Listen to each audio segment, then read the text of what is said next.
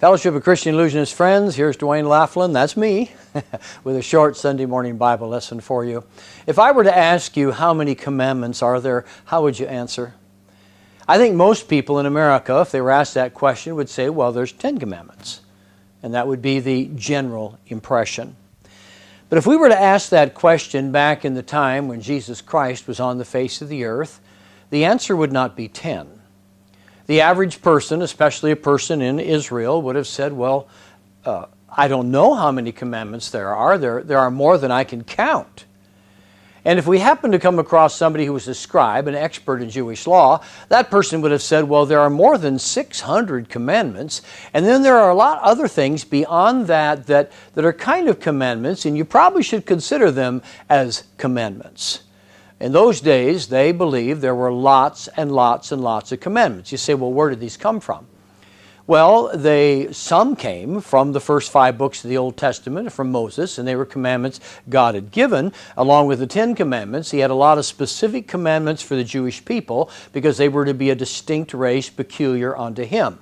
So God had given them many additional commandments in the Old Testament. But then, of course, men had added on to those commandments.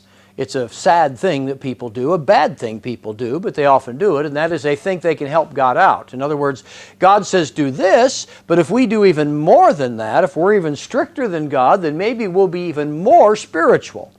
Well, anytime you go beyond God and you try to add to what God has given, you don't make yourself more spiritual. In fact, you start down a path that creates a lot of spiritual problems. But anyway, there were all these commandments, literally hundreds and hundreds of commandments. So what happened? The average person decided, I can't keep them all. I don't even know what they are. And so obviously I'm doomed. And for many people, it was thinking, I might as well give up on trying to please God. I can't possibly do it. There's no way I can keep all those rules. But in the midst of that, there came this sort of compromised way of thinking. And that was, well, okay, I can't keep all the commandments. I know I can't keep all the commandments, but what if I could keep a certain few, and that would be enough to keep God happy, you know?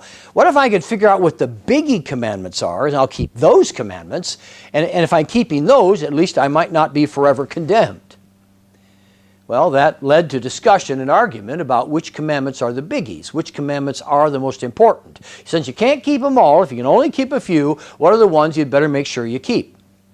Well, that is the context behind Matthew chapter 12, and it starts with verses 28 and goes through about 32, where a man came to Jesus Christ, and he said to Jesus, what's the greatest commandment?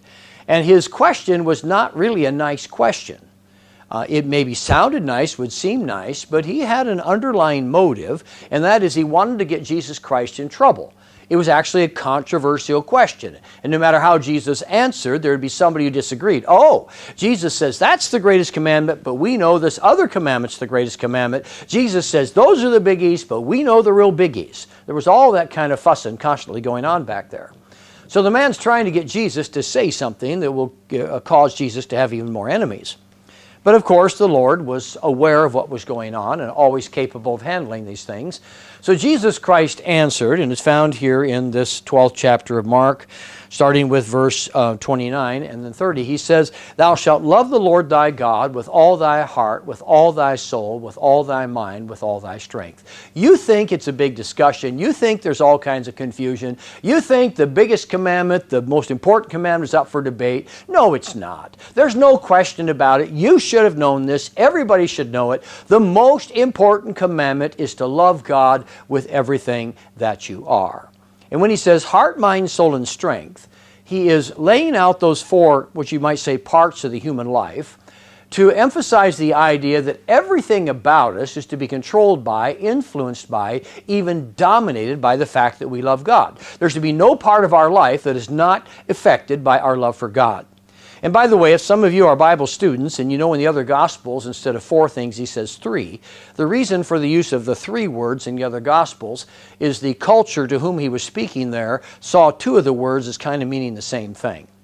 He specifies or spread it out here in Mark because he's speaking to Roman people and understood how their culture thought. But anyway, heart, mind, soul, and strength, what he's saying is love God with everything you are. Love God with everything there is about your life.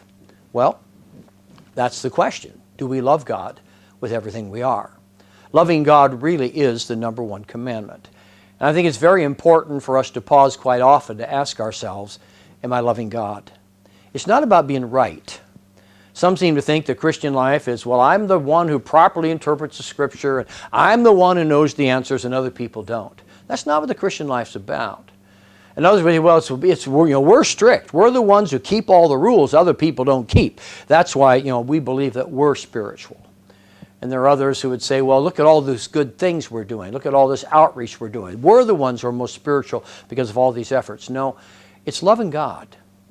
If you're loving God, the other things fall in order. If you really love God with everything you are, you'll want to do the right thing. If you really love God with everything you are, you'll want to be right in your doctrine and these other things. If you really love God with everything you are, you'll want to serve Him. You'll want to be involved in ministry and missions. But it all starts with loving God. So what I'm asking you, my friends, is just to take a few moments and ask yourself, am I loving God, or am I just trying to be right?